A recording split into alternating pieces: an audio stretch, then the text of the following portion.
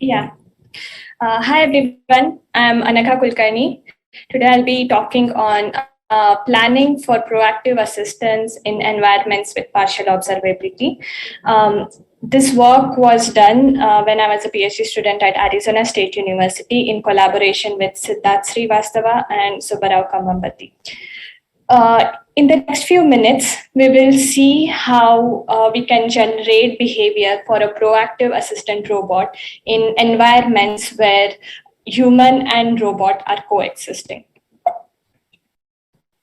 Oops, what's happening? Okay. Yeah. So let's see why we need Recording in progress. Proactive assistance in these environments.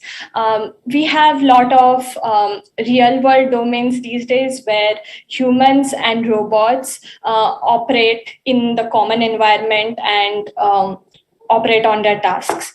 And in these environments, the humans and the robots may be pursuing their independent goals. But since they are actually interacting in this shared environment, they may end up interacting with each other over their independent goals. The thing is, even though the agents are operating in the same environment, since they are operating on different goals, they may have partial observability of each other's actions. That is, since they are not collaborating, they may not know exactly what actions were being performed or what goals the other agents are pursuing in the environment. And also there are some physical boundaries to like sensor limits. For example, if some agent is doing something in another room, you may not know that what is it was done, and because of that, there is this partial observability that the agents may have over each other. And humans are at a greater disadvantage in such scenarios because robots who are connected to some centralized system may have access to, like, say, what objects are located where, or what goals were pursued before and are currently being pursued. But for a human, this may be a big overload to keep track of all these things. And therefore, robots can take up the role of proactive assistant and actually help the human not make any suboptimal decisions when they are working toward a goal. So let's see what are some of the challenges that we may face when we are providing this proactive assistance.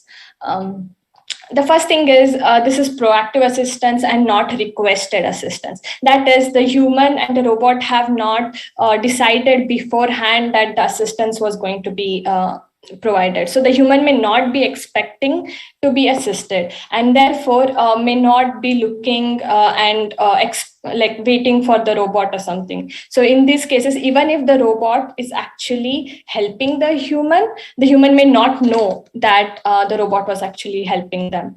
And further, we have this partial observability. So say the robot actually, the human wants some object and the robot actually brings it closer to the human and keeps it in this other room or something. But if the human doesn't know to look for that object in that room, the human will still carry on with her previous plan, which may be suboptimal. And therefore, it is quite important for the robot to control the human's observability, to make sure that the human is aware of this potential reduction in her cost that is resulting from the robot's assistance. And therefore, proactive assistance should not only be provided, but should be seen to be provided. So in our problem setting here, we have a robot and a human actor. The robot initiates the assistance proactively, performs deterministic actions, and has full observability of its own actions. Then we have this human actor also, who is working towards her own goal and has and receives observations of what other agents in the environment are doing. But she may have partial observability of some of the activities performed by other agents in the environment. And therefore, this is a problem of controlled observability. And since we have multiple actors in the environment, this is a multi-agent controlled observability problem. And to ensure that the human actually knows that the assistance was provided, the robot may have to control the human's observability by either making things legible, that is, by revealing some information explicitly to the human to make sure that the human knows, or by obfuscating, that is, by hiding some unnecessary complexities in the environment that may not necessarily help the human. Therefore, thus, by controlling the human's observability, the robot can actually provide this proactive assistance. Let's look at an example here. This is a urban search and rescue scenario. And here you have a robot that is operating on this floor, and it has to pick up it has been surveying the rooms, and it has been performing a lot of chores on this floor. And then you have this human agent in this environment whose goal is to pick up a med kit and take it to another floor.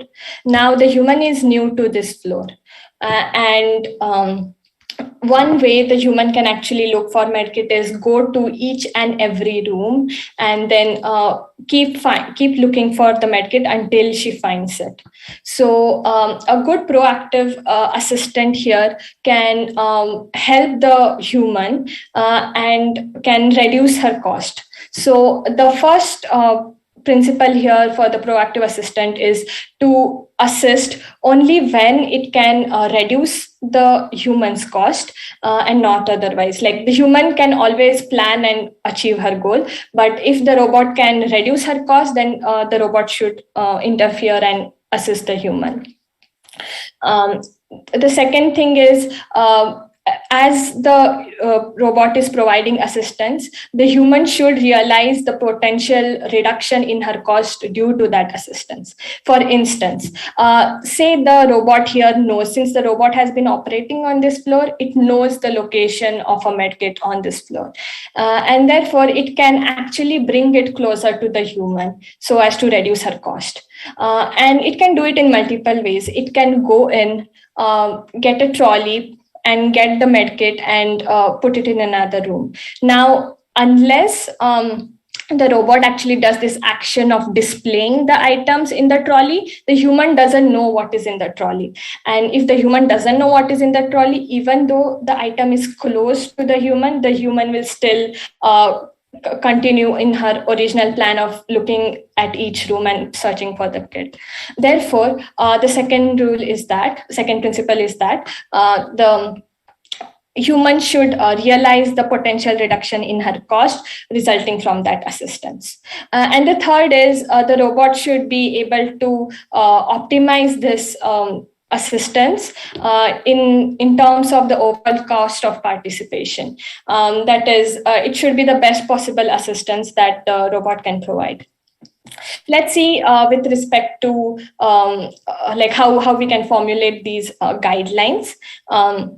So the first thing that we spoke was basically reduction in humans' cost. And this is humans' cost here without any interference from the robot that is looking at all the rooms.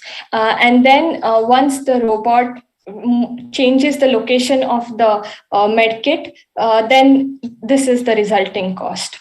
So always the cost differential has to be less than 0. That is, there has to be reduction from the original cost. Then next, belief update. Since the human is operating in a with partial observability, as the robot is performing actions, the human is updating her belief. And the final belief that the human lands in after the robot is done acting in the world should be one that allows the human to actually reach her goal in the same cost, that is the cost that we saw here before. And what this does is this actually allows the human to be aware of the potential reduction. It's not just that the cost has reduced, but also that the human is now aware. Her belief is in that same point. And this is the second part. Then the third thing is here, we want to optimize the overall cost. So not only should the cost that the human actually incurs towards the goal should be reduced, but also the amount of wait time or the steps that the robot goes through. So the overall human's participation cost has to be reduced. And so what we are looking at is a constrained solution space in terms of the human's belief.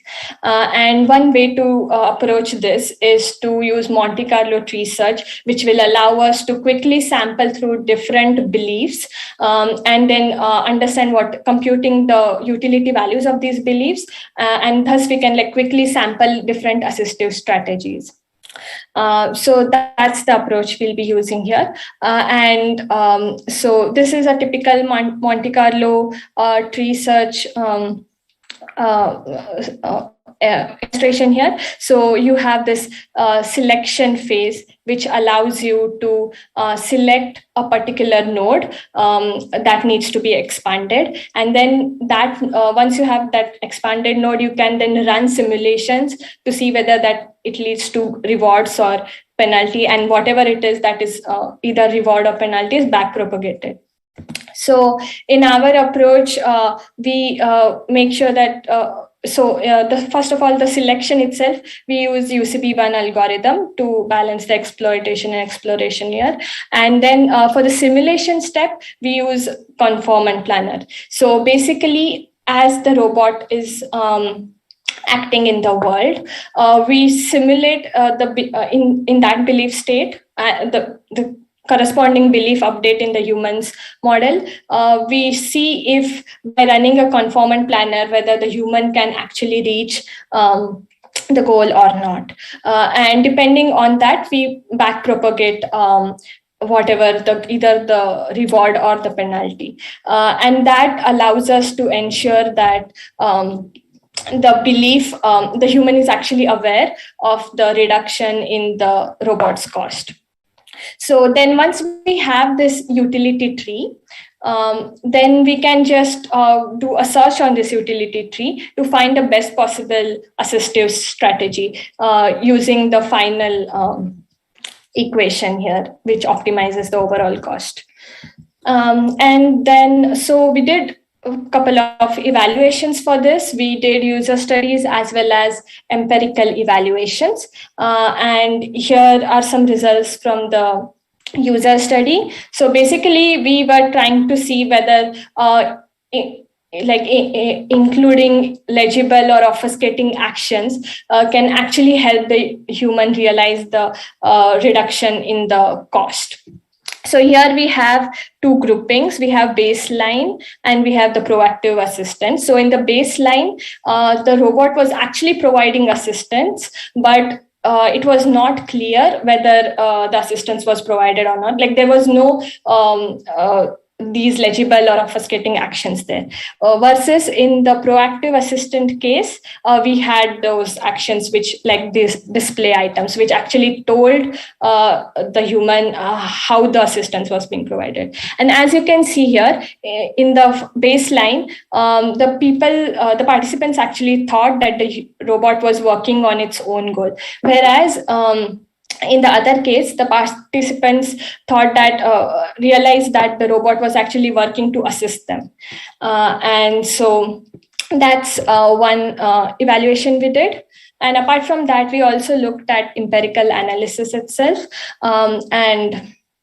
So here you can see this is the original cost that the human would have incurred without any interference from the robot. And this column here and this column here gives you the cost that the human incurred after actually receiving assistance. And as you can see, there's a steep decrease in that cost in both of these cases. And so I would like to end with a summary here. So basically, a proactive assistant in such scenarios should always assist only in the case that it is able to reduce the human's optimal cost, and in a way that allows the human to realize this potential reduction, and by considering all parameters when it comes to the human's cost, whether it is waiting time, whether it is the cost itself, and so on. So therefore, the proactive assistance should not only be provided, but should be seen to be provided. Thank you.